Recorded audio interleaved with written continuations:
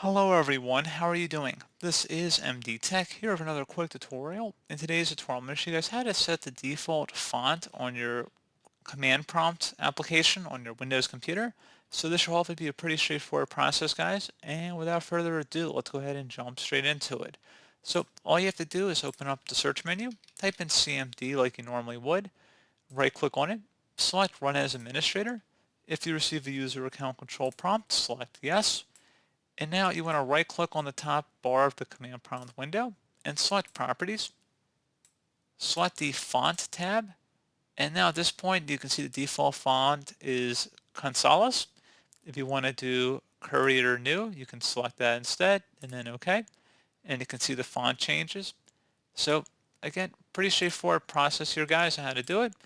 And again, the default is the Consolace.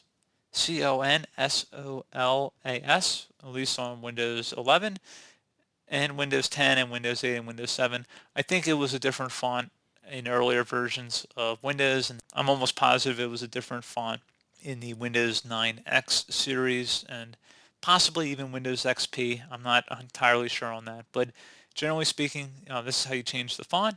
And as always, thank you for watching. Do hope I was able to help you out, and I do look forward to catching you all in the next tutorial. Goodbye.